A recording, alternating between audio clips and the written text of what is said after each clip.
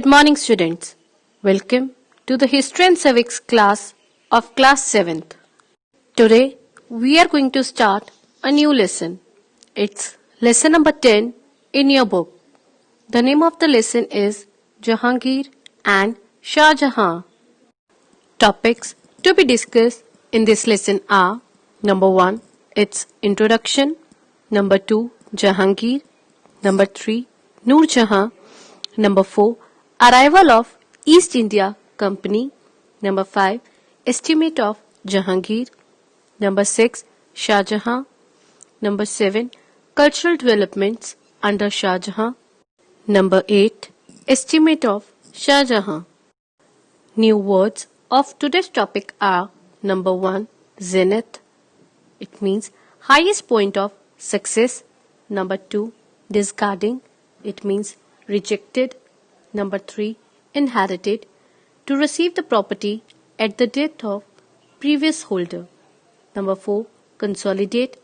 To bring together as a single whole. Number 5, campaign. Operations for specific objective.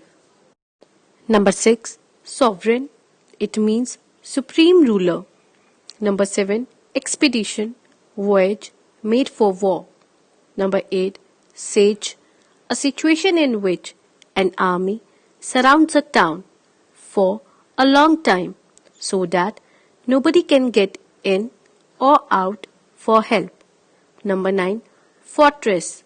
A castle or large strong building that is not easy to attack. First, we will discuss about Jahangir. He was the son of Akbar. His real name was Muhammad Sultan Slim. He took the title of Nuruddin Jahangir. By the word Jahangir, we mean conqueror of the world.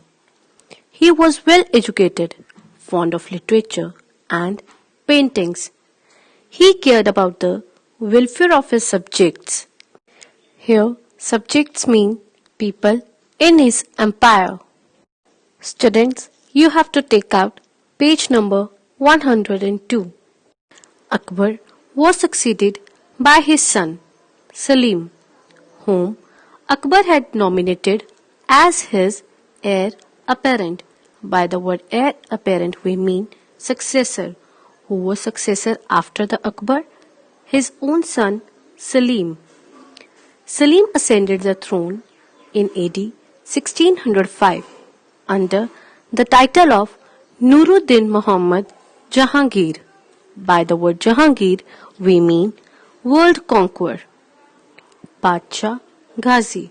He was popularly known as Jahangir. He ruled from AD 1605 to 1627. It means he ruled for 22 years. Jahangir died in AD 1627. However, his death was followed by a war of succession, means who will be the next to come after Jahangir. Shah Jahan, whose original name was Khurram, occupied the throne in AD 1628. The Mughal Empire touched its zenith during Shah Jahan's reign. Zenith means highest point of success. His reign is also termed as the Golden Age of the Mughal period. Students, do you know why the age of Shah Jahan is considered to be the Golden Age in Mughal Empire? It was so because during his reign there was peace in the country. There were no foreign threats. He did a lot of work for the welfare of the people. He constructed roads, canals, sarais, etc. Trade and commerce flourished.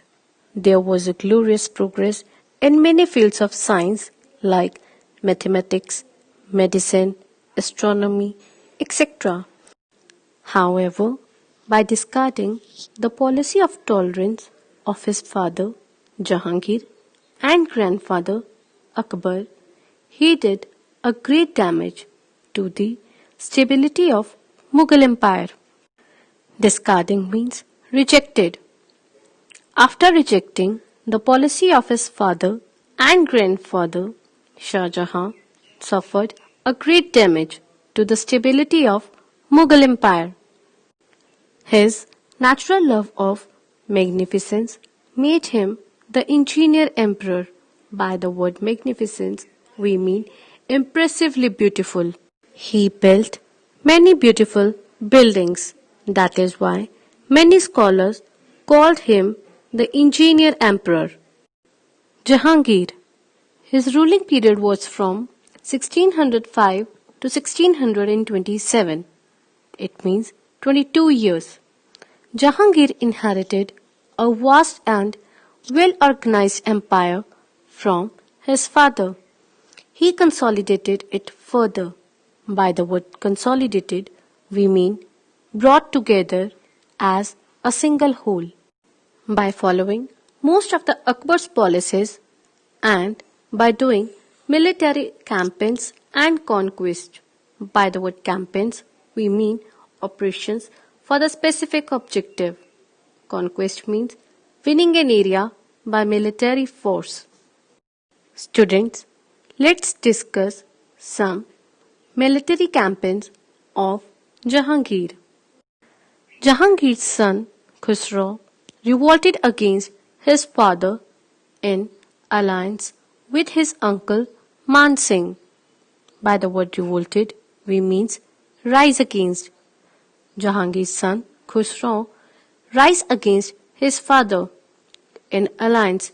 By the word alliance, we mean a formal agreement between two or more persons to cooperate for specific purpose. Khusro was defeated and was imprisoned by his father. Many of his followers were put to death. Sikh Guru Arjan Dev Ji, who had supported the Prince Khusro, was imposed a heavy fine by Jahangir. Military campaigns. Barely after the 5 months of his accession to the throne, by the word accession, we mean act of holding the position. Jahangir's eldest son, Prince Khusro, revolted against him. Revolted means rise against. It means Jahangir's eldest son, Prince Khusro, rose against him. Khusro left Agra and went to Lahore. Jahangir himself went to suppress the rebellion and defeated Khusro in the Battle of Bhairawal. Suppress means to put an end to the activities of the person. Jahangir himself went to defeat Khusro in the Battle of Bhairawal. After defeating Khusro, he imprisoned his own son. His followers were put to death. Guru Arjan Dev was also tortured and put to death for giving assistance to Khusro. By the word assistance, we mean help. It means Guru Arjan Dev Ji was also put to death for giving help to his son Khusro. Conquest of Mewar.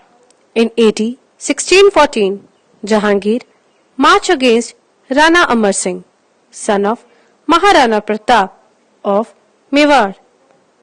Amar Singh refused suzerainty and therefore he was defeated. By the word suzerainty, we mean as a supreme power. Amar Singh refused to consider Jahangir as a supreme power. Therefore, he was defeated. He remained loyal to the Mughal Empire throughout his life. Jahangir also conquered Kangra, Awadh and Bengal. Conquest of Mewar.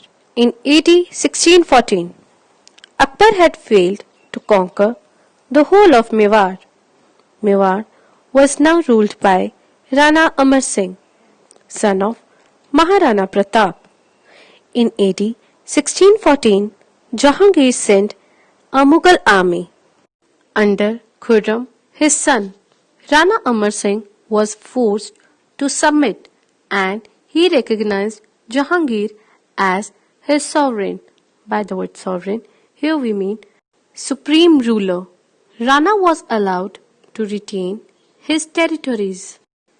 The Deccan Campaigns. Now Jahangir turned his attention towards the Deccan, means to south. He sent his son Shah Jahan to campaign against Malik Ambar. Shah Jahan annexed Ahmednagar in Maharashtra in AD 1617, only for the Malik Ambar to regain same a few years later. The Deccan was always a concern for the Mughals. The Deccan Campaigns. In AD 1617, Jahangir sent an expedition under his able son Khurram. Expedition means voyage made for war. Jahangir sent his son Khurram to conquer the state of Ahmednagar in Maharashtra from Malik Ambar. Who was Malik Ambar? The Prime Minister of Ahmednagar. A peace treaty was signed between Khurram and Malik Ambar. Jahangir gave Khurram the title of Shah Jahan, it means King of the World, for his successful Deccan campaign. Next is Conquest of Kangra in AD 1620. Jahangir captured the fort of Kangra in AD 1620 after a siege of 14 months. By the word siege, we mean a situation in which an army surrounds a town for a long time so that nobody can get in or out for help. Next is the loss of Kandhar. Akbar conquered Kandhar, but soon the Persians retaliated by attacking it in 1622. By the word retaliated, we mean took back. The Persians took back Kandhar in 1622. Shah Jahan rebelled against Jahangir and refused to go to save Kandhar. The loss of Kandhar was a big blow for the Mughals, as both trade suffered and it was easy to ward off the attacks of the West Asians and the Central Asians with Kandhar. Loss of Kandhar. Shah Abbas of Persia captured Kandhar after a siege of 45 days. The fortress of Kandhar that had been conquered by Akbar was now in the hands of Persians. Fortress means a castle or a large strong building that is not easy to attack. Jahangir sent Khurram, that is Shah Jahan, to recover the loss, but Khurram didn't comply with the orders, it means agree, and rebelled against his father. Consequently, Kandhar was lost. Consequently means in result. In result, Kandhar was lost. Students, it was all about Jahangir military campaigns. Today, we have to discuss till here only. Thank you and have a nice day.